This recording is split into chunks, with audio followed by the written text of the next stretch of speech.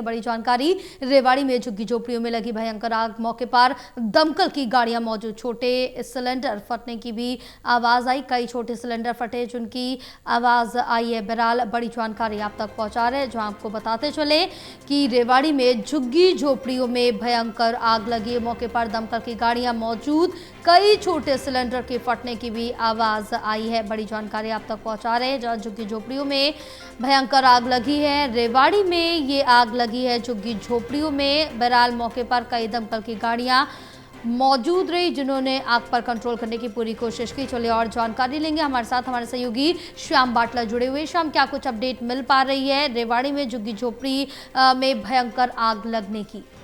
जी जय, देखिए आज उस वक्त अफरा तफरी का माहौल बन गया रेवाड़ी के कौंसीवास रोड के ऊपर, जहां अवैध रूप से झुग्गी झोपड़ियों में रह रहे करीब करीब वहां 50 से ज्यादा झुग्गी झोपड़ियां हैं और साथ में उसी के साथ में एक विवाह समारोह स्थल भी है।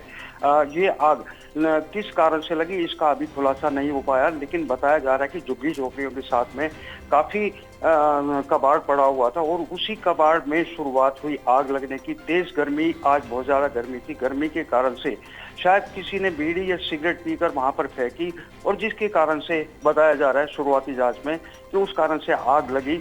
लेकिन फिर भी घटना के कारण की जांच की जा रही है और आग इतनी भयंकर थी कि झुग्गी झोपड़ियों में वो छोटे सिलेंडर यूज करते हैं, बड़े सिलेंडर यूज नहीं करते, ये 5 केजी के सिलेंडर होते हैं और उनके धमाकों की भी काफी दूर दूर तक आवाज गई।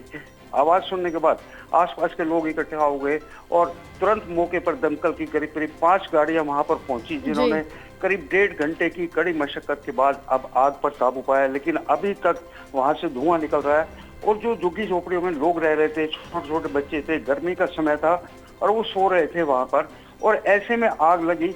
तो जैसे ही आग की भनक लगी, सिलेंडर फटने की आवाज आई, तो बड़ी मुश्किल से उन्होंने वहां से निकलकर भागकर अपनी जान को बचाया। जी जय। तो श्याम, क्या कुछ और जानकारी मिल पा रही, किसी भी तरह की जान माल की क्षति बताई जा रही है, क्या कुछ अपडेट है? जय, देखिए इसमें कोई बड़ा हादसा नहीं हुआ, किसी की जान नहीं गई है क्योंकि लोग आग लगते ही जैसे ही सिलेंडर फटने के धमाकों की आवाज शुरू हुई और उस समय लोगों ने वहां से भागकर अपनी जान बचा ली।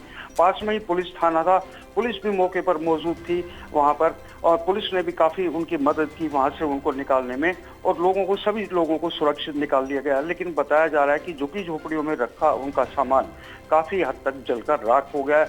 अब इसका आंकलन बिल्कुल आग बुझने के बाद जब धुआं खत्म हो जाएगा तब भी इसका आंकलन किया जा सकता है। लेकिन इन गरीबों का चूल्हा चौका जो इन झुग्गी झोपड़ियों में रहकर वो अपना गुजारा करते थे, वहां पर चटाइयां बनाकर अपना गुजारा किया करते थे, आज उनका सब कुछ जलकर राख हो गया। अब बिल्कुल श्याम, और क्या कुछ अपडेट मिल पा रही, क्या जो ये झुग्गियां थी वो अवैध रूप से बनी हुई थी या वैध बनी हुई थी, इसके बारे में क्या जानकारी मिल पा रही है? और अगर अवैध रूप से बनी थी तो क्या कोई कार्रवाई पहले की गई है?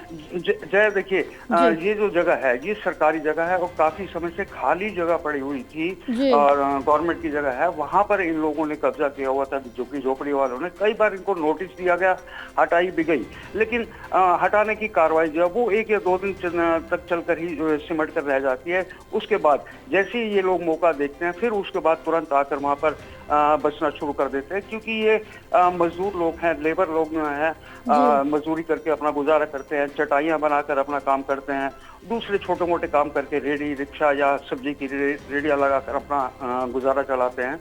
लेकिन जाए तो जाए कहाँ, क्योंकि अब ये बाहर के रहने वाले हैं और सबसे बड़ी बात ये कि यहाँ की सरकार ने, यहाँ के प्रशासन ने इनके वोट तक बनाए हुए हैं और शायद यही कारण है कि प्रशासन भी इन पर ज्यादा दबाव देकर आज तक अपनी जगह को खाली नहीं करवा पाया। जी बिल्कुल श्याम, तमाम जानकारी साझा करने के लिए बहुत शुक्रिया आपका।